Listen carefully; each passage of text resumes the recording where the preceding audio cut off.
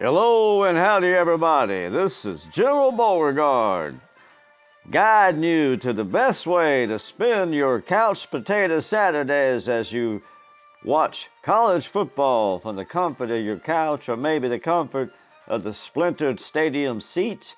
Whatever your choice, it should be a good one. There's 3 games to watch this weekend. If you're a fan of the SEC, you've got Alabama and Ole Miss. And a lot of people are looking for some fireworks there.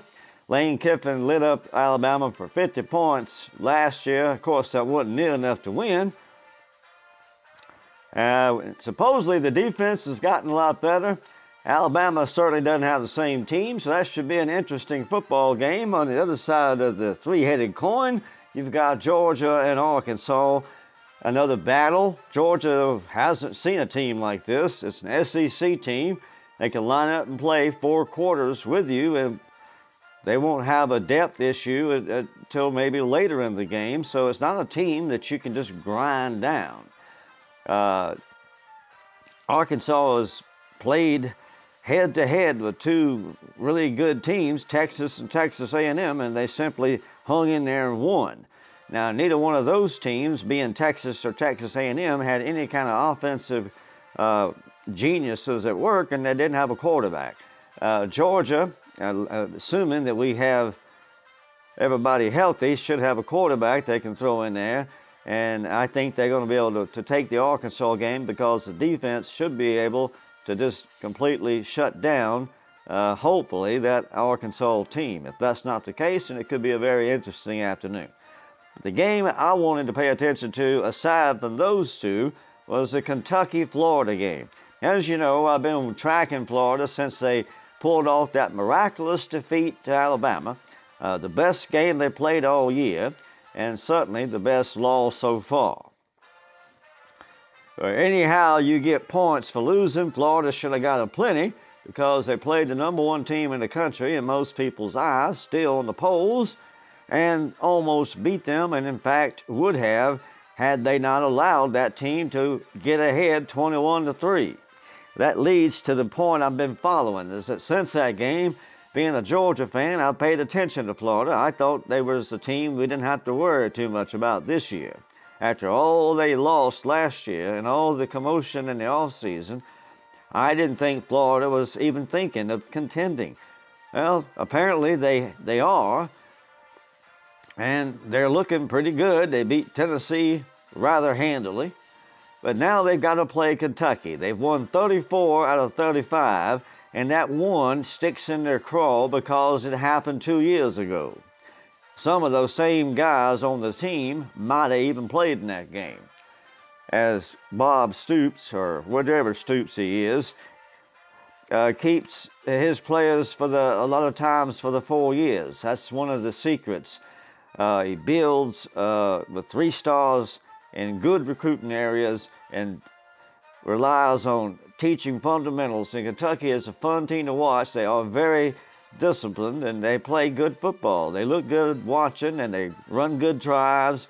They do not have any explosive weapons. They do have the SEC rushing leader, Chris Rodriguez, on their team. And that really isn't a surprise. Kentucky's had the rushing leader a couple of times. This smells like one of them Kentucky teams that went 6-0 and was thinking they could beat Georgia.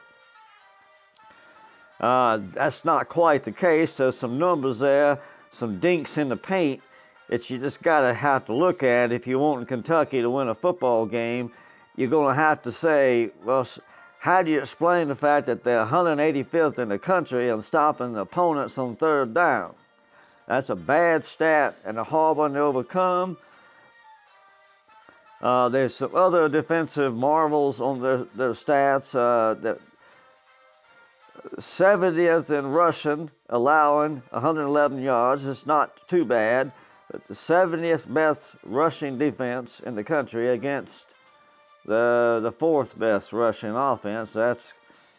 Those numbers don't really mean anything. But Kentucky is not a dynamo on defense, and they like to use the clock and keep the games well, the offense can stay on the field quite a bit. A ball control offense. So Kirby Smart would love this football team. If he just had a playmaker or two, they'd probably trade places. That's what Kentucky's missing, is the big play element. They can get a big play here and there, but the biggest problem this year is they have killed drives through turnovers, trying to extend runs, and bad techniques of taking the ball like a loaf of bread. They've been a little careless with the football. They can't afford to do that Saturday and defeat the Gators. On the other hand, the Gators, even though they have not displayed this trait the last 2 games, still strike you as a team that can have a turnover bug bite them hard on a given day. It was the case early with Emory Jones. He seems to have settled down just a little bit. Richardson can come in at any time if Emory Jones is not getting this team to move. You got Malik Davis, an outstanding running back, but he's not the SEC rushing leader. But the two together make a good tandem. And if Emory Jones is able to pass anywhere near effectively, it becomes an offense that one has to deal with. And Kentucky, being the defense it is, it's going to be challenged. So Florida, if they don't beat themselves, will probably win this football game, but that's something that's yet to see. And Kentucky's offensive coordinator, Liam Cohen, has gone on record saying that he fully expects to see 24 touches from Chris Rodriguez. That tells you how Kentucky's going to play this football game, and they really wouldn't need to play it any other way. That's really what they have, is they have a running football team. A quarterback who is somewhat capable as a game manager, can make the throws he has to make, but sometimes he don't. Even though everything's lined up just right, there's just a little something missing, and a lot of times Kentucky will falter on critical drives, simply not able to catch a catchable football and things like that.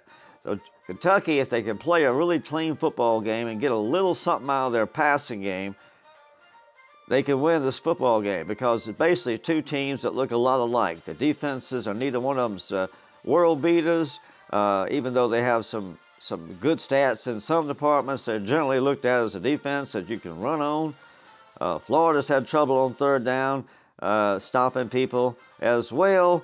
And so this should be a very interesting football game, since both teams are going to try to get first downs, but neither one of them can do it well, or can stop the other one very well when he's trying to do that. So it might be an interesting football game. So any team that can, whichever team can separate with a big play, whether that be a turnover or simply just a big play, is probably going to win this football game. And if Kentucky can pull that off, it would be an absolute amazing SEC East race could develop, because Georgia, will see what they got. If Arkansas could beat them and Georgia's just another team, this could be a wide open SEC East. And Florida, in a year that they had no intention of competing, might find themselves in the middle of a thick, hot, and heavy SEC race. Yeah, that could happen. But if they don't beat Kentucky, all that don't mean anything. So I am personally predicting a trifecta. Alabama will prevail, Georgia will prevail, and Kentucky will prevail, setting up the next round of important games when Georgia's next big test will be Kentucky.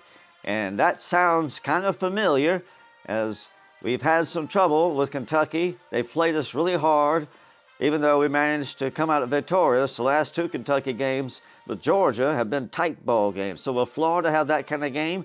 It's possible. It's going to be a very fun game to watch. I don't see how it could not be fun. Both these teams like to do things exciting. They run aggressive, and they're very physical football teams, and it should be a fun game to watch. Whichever team wins, I'm picking Kentucky to beat Florida. And so, happy viewing. It should be a good Saturday, so be sure to get the hottie toddies ready. This is Gerald Beauregard saying until next time.